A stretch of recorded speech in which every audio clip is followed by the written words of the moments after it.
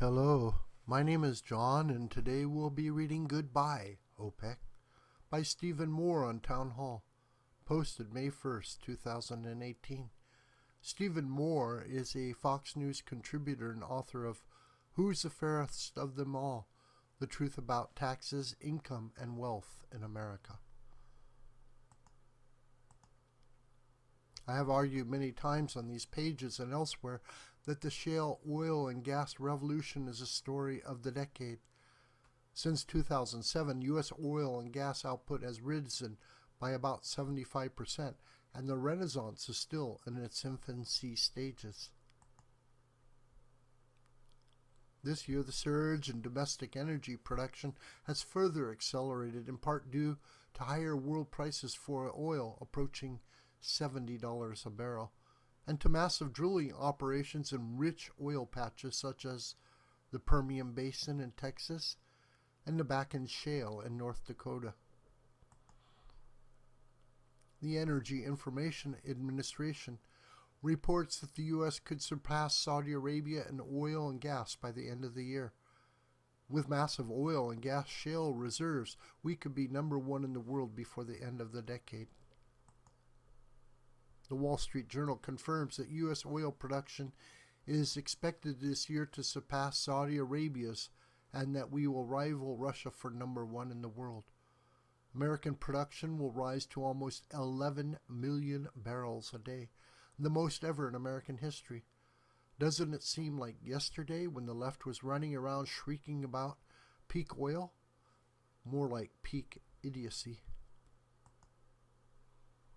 Last week, Reuters argued that the American shale boom should be called Donald Trump's revenge. The story reported that U.S. oil now floods Europe at the expense of OPEC and Russia. Couldn't have happened to a couple of nicer guys. America is now selling more than 500,000 barrels a day, thanks in no small part to the end of the oil and gas export ban in 2016. What all of this means is that we are getting very close to the day when America returns to becoming a net exporter of oil. This would reduce our trade deficit by more than $200 billion a year. Saudi Arabia is still a major player in the market that can move the world price by turning on and off their spigots. The recent spike in gas prices to more than $3 a gallon is due to Russia and Saudi Arabia's production cuts.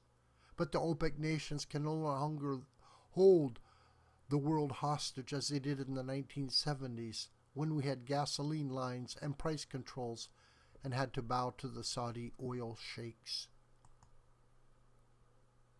What a difference a president makes. Trump has been all in on encouraging fossil fuel production.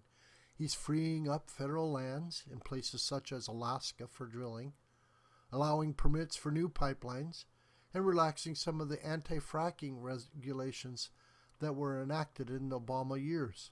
As Harold Hamm, the CEO of Continental Energy, which owns much of the Bakken Shale in North Dakota, recently told me, it makes a big difference when you have a president who actually likes your industry. One idea that is floating around on Capitol Hill now is to use the royalties and lease payments from drilling on federal lands to reduce the $1 trillion annual budget deficit. This is essentially free money to Uncle Sam, and by some estimates, these payments could exceed $1 trillion over the next decade. Why not? Only a few years ago, Barack Obama told the nation that we consume 20% of the world's oil, but we have only 2% of the oil's oil reserves. He was well off by more than an order of magnitude on our nation's share of world supplies. Trump has always had a much more optimistic and realistic worldview. He says he wants to make energy dominant. And after a little more than a year of his presidency, we are on our way. This video is a production of the School of the White Crane. My name is John Brooker. You could reach me through commentary on this video or through my Gmail listed here. Please share this video with family and friends and on social media. May God richly bless you.